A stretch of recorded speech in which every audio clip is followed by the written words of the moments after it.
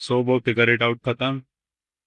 ये नया section start हो रहा है 7.3 मेजरिंग यूजिंग फ्रैक्शनल यूनिट्स। की बार हम मेजर करके देखेंगे फ्रैक्शनल यूनिट्स को किसकी मदद से, पेपर स्ट्रिप की मदद से। पेपर स्ट्रिप मतलब एक पेपर पे हमने लंबा सा एक पेपर काट लिया, लंबाई में एक पेपर काट लिया, उसको स्ट्रिप कहते हैं, स्ट्रिप ऑफ पेपर। सो इसी उसमें ये कह रहे हैं take a strip of paper, paper की स्ट्रिप ले लो, पेपर को लंबाई में काट लो, है ना, and we consider this paper strip to be of 1 unit long. तो इसकी लेंथ भले ही कितनी हो, भले ही ये 10 सेंटीमीटर लंबा हो या 20 सेंटीमीटर लंबा हो, बट हम इसकी पूरी यूनिट को 1 यूनिट लॉन्ग मान रहे हैं अपनी डिस्कशन के लिए, ताकि हम आगे पढ़ सकें। तो इसकी जो लंबाई है वो स्ट्रिप पेपर की 1 यूनिट लेंथ मान रहे हैं। तो यहाँ से यहाँ तक इसकी जो लंबाई आएगी पेपर स्ट्रिप की, वो कितनी होगी, 1 यूनिट लॉन्ग। ठीक है, ये एक पेपर स्ट्रिप है और उसकी लंबाई 1 यूनिट लॉन्ग है। अब ये कह रहे हैं fold the strip into 2 equal parts and then open the strip again and taking the strip to be 1 unit in length, what are the lengths of the two new parts of the strip created by the crease? तो इन्होंने ये बोला कि अपनी paper strip को उठाओ, इस वाली पेपर स्ट्रिप को, और फोल्ड कर दो हाफ में। जब हाफ फोल्ड करके ओपन करोगे तो यहाँ पे क्रीज बन जाएगी। अब ये पूछ रहे हैं कि एक क्रीज जो बनी है, ये जो पेपर स्ट्रिप की यहाँ से यहाँ तक जो लेंथ है, ये कितनी है होल की।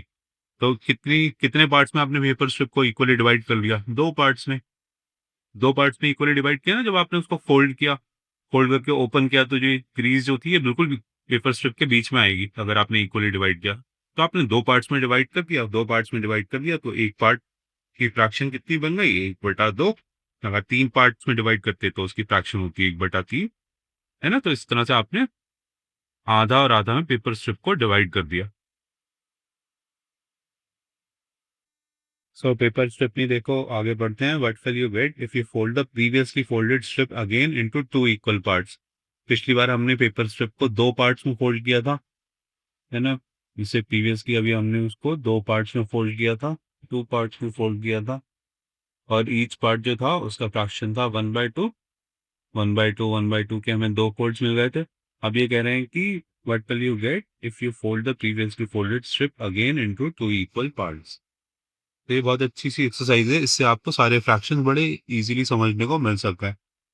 तो जब आप प्रीवियसली फोल्डेड स्ट्रिप को दोबारा से एक बार फोल्ड करोगे, then we will now get 4 equal parts. तो देखो इन्होंने डायग्राम में क्या बता रखा है कि एक पूरी पेपर स्ट्रिप है, जिसको हमने यहाँ तक, पहले हमने यहाँ से लेके यहाँ तक फोल्ड किया था, तो हमारा क्रीज जो थी वो यहाँ पे आई थी, और ये जो लेंथ थी यहाँ से यहाँ तक, ये जो पेपर स्ट्रिप जिसकी लेंथ यहाँ से यहाँ तक की, उसका फ्रैक्शन कितना बन रहा था, उसका फ्रैक्शन बन रहा था 1/2। अब ये कह रहे हैं कि एक फोल्ड देने के बाद उसी फोल्डेड पेपर को, इतने ही पेपर को एक बार और इक्वली फोल्ड कर दो। इक्वली फोल्ड कर देंगे तो हमारी नई पेपर क्रीज यहाँ पे बन जाएगी, और ये वाला जो फ्रैक्शन मिलेगा आपको, ये वाला जो फ्रैक्शन मिलेगा वो कितना होगा, 1/4। तो ये 1/4 फ्रैक्शन होगा। ठीक है, सो ये वाला फ्रैक्शन अगर 1/4 है, अगर 1/4 है, तो यहाँ से यहाँ तक वाला फ्रैक्शन कितना बड़ा होगा, जिसमें 1/4 के 2 फ्रैक्शंस आ गए। So this will be 2 times 1/4 which is equal to 2/4, and this will be 2/4। दो 1/4 के सेक्शंस आ जाएंगे। ठीक है, और यहाँ से यहाँ तक 3 यूनिट्स आ जाएंगे 1/4 के, तो this will be 3 times 1/4 which is equal to 3/4। 3/4 इसी को कहते हैं। ठीक है, और ये पूरा अगर यहाँ से लेके अब तक ये पूरी पेपर स्ट्रिप की लेंथ देख ले, तो इसमें कितने 1/4 आएंगे, this will have 4 times 1/4 which will be equal to 4/4। तो अगर आपके शुरू वाला पेज याद हो जहाँ मैंने आपको फ्रैक्शंस की गिनती बताई थी, अगर आप 1/4 से मेजर करोगे, 1/4 को देखोगे, तो पहला होता है 1/4, फिर होता है 2/4, फिर होता है 3/4, और फिर होता है 4/4, है ना। इस 2/4 को हाफ भी कह सकते हो आप। अगर आप इसमें 2/4 वाला पार्ट देखोगे तो वो ओरिजिनल पेपर स्ट्रिप का हाफ ही है ना। और इस 4/4 फ्रैक्शन को दोनों 4 से डिवाइड हो जाएंगे, तो ये 1 आ जाएगा आपका।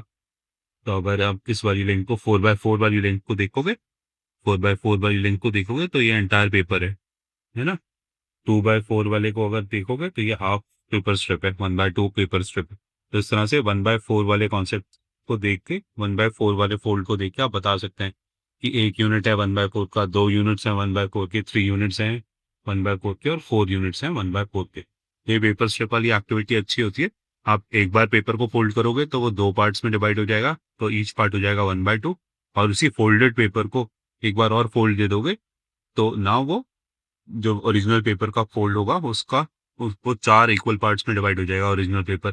तो नाउ फोल्ड की जो लेंथ आ जाएगी वो 1/4 आ जाएगी, और ये 1/4 से आपने बाकी 1/4 वाले फ्रैक्शंस के मल्टीपल्स आप इससे देख सकते हो। नाउ देखो ये क्या कह रहे हैं कि ये बोल रहे हैं do it once more, do it once more and fill the blank box. Once more मतलब लास्ट टाइम हम कहाँ तक फ्रैक्शन तक पहुंचे थे, 1/4 फ्रैक्शन तक पहुंचे थे। अब ये कह रहे हैं कि 1/4 वाली फ्रैक्शन को एक और फोल्ड कर दो, fold it one more times, fold it one more time.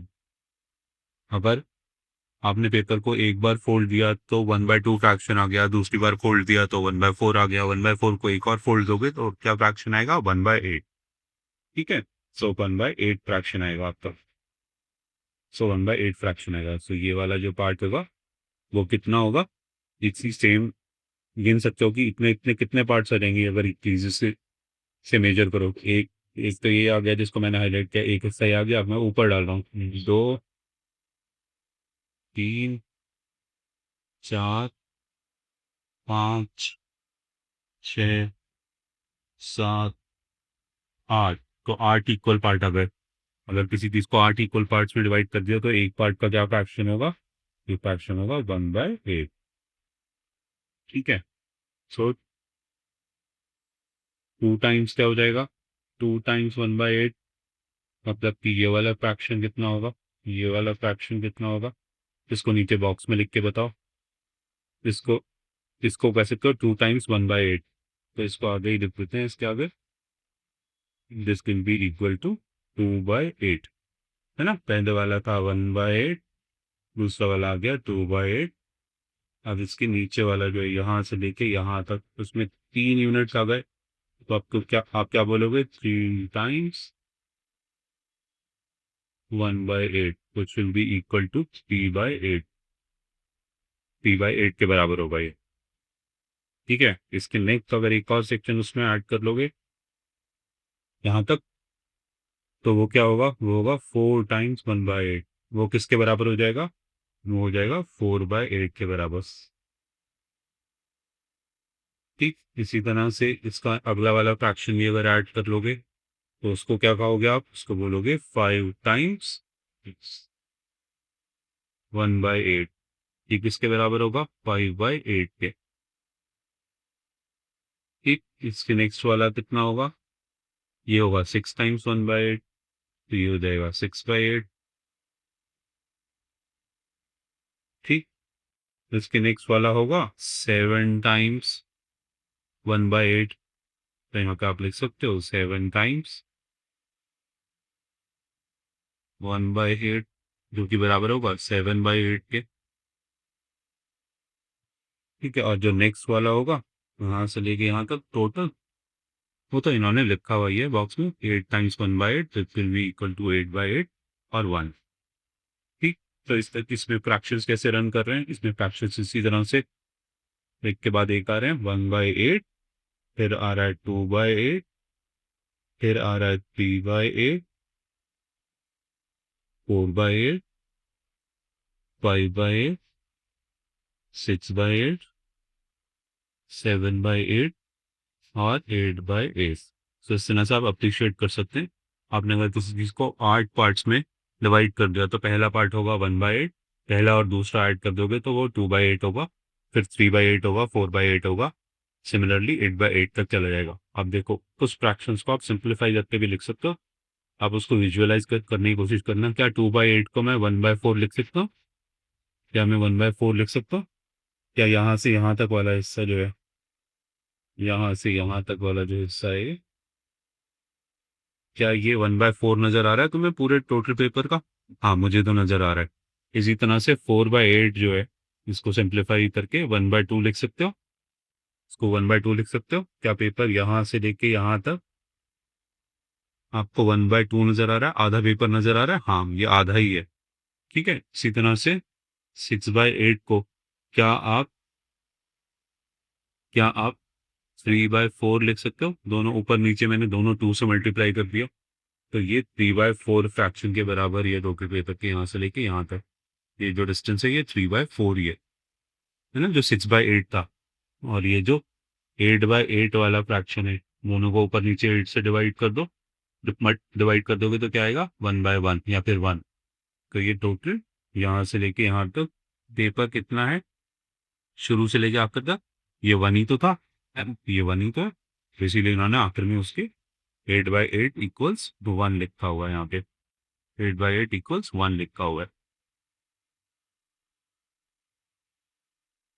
So continue करते हैं आगे हम लोग।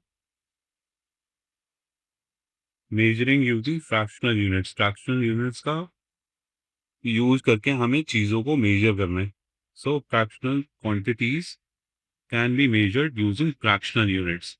इसमें कितने फ्रैक्शनल यूनिट्स आ रहे हैं, किसी भी फ्रैक्शनल क्वांटिटी को, किसी भी फ्रैक्शनल क्वांटिटी को किसी भी फ्रैक्शनल क्वांटिटी को आप फ्रैक्शनल यूनिट्स में मेजर कर सकते हो।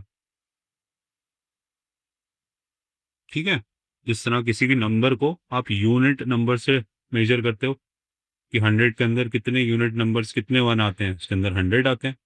तो आपसे अगर कोई पूछे कि आप मुझे मेजर करके बताओ कि 3/4 नंबर में कितने फ्रैक्शनल यूनिट्स आते हैं। फ्रैक्शनल यूनिट्स मतलब वो फ्रैक्शन जिसका न्यूमरेटर 1 हो, उसके अंदर कितने कितने 1/4 आते हैं। तो आप बता सकते हो, हाँ मैं कह सकता हूँ कि 3/4 के अंदर 1/4 आते हैं, 3 फ्रैक्शनल यूनिट्स आते हैं, ईच फ्रैक्शन 1/4 का या क्वार्टर का है।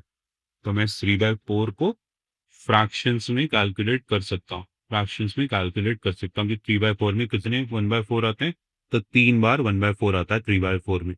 उसी को देखो इन्होंने इन्होंने क्या किया कि डायग्राम से रिप्रेजेंट किया है। सो इन्होंने आगे लिखा है कि let us look at another example, this entire circle represents a full roti, a whole roti, है ना, पूरी रोटी को रिप्रेजेंट कर रहा है ये सर्कल जो है। तो ये वाला पार्ट जो है, इसमें जो नजर आ रहा है आपको, कितनी रोटी नजर आ रही है, ये हाफ रोटी नजर आ रही है, हाफ रोटी नजर आ रही है। So this is 1 time half, half एक बार आ रहा है, तो ये हाफ में मेजर करने की कोशिश कर रहे हैं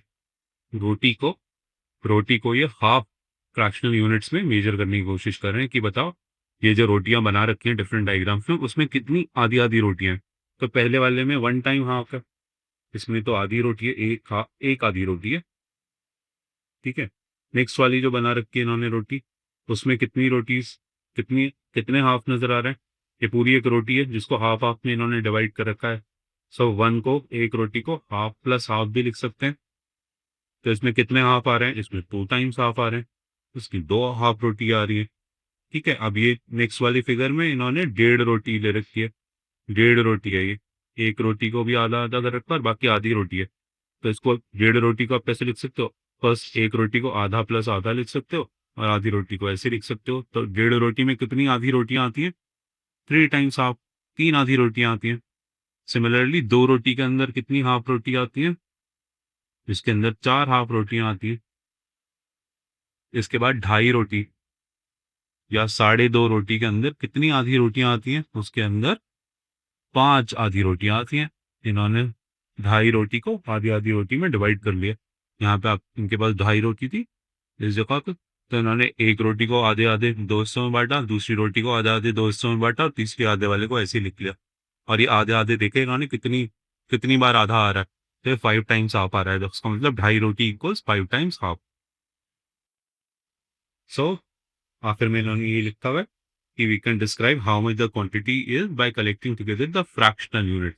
फ्रैक्शनल यूनिट कौन सी ली थी इन्होंने, यहाँ के हाफ की फ्रैक्शनल यूनिट दी थी, आधे की फ्रैक्शनल यूनिट दी थी। हर क्वांटिटी को इन्होंने आधे आधे फ्रैक्शन में रिप्रेजेंट किया है। आधी रोटी के अंदर कितने हाफ होते हैं, एक होता है। एक रोटी में कितनी हाफ रोटियां होती हैं, 2 हाफ रोटी होती है। 1.5 रोटी में कितनी हाफ रोटी होती है, 3 हाफ रोटी होती है। 2 रोटी के अंदर कितनी आधी आधी रोटियां होती हैं, 4 होती हैं। 2.5 रोटी के अंदर ढाई रोटी के अंदर कितनी हाफ रोटियां होती हैं? 5 हाफ रोटियां होगी। तो इस तरह से आप फ्रैक्शनल क्वांटिटीज को या नॉर्मल क्वांटिटीज को फ्रैक्शनल यूनिट्स में भी रिप्रेजेंट कर सकते हो।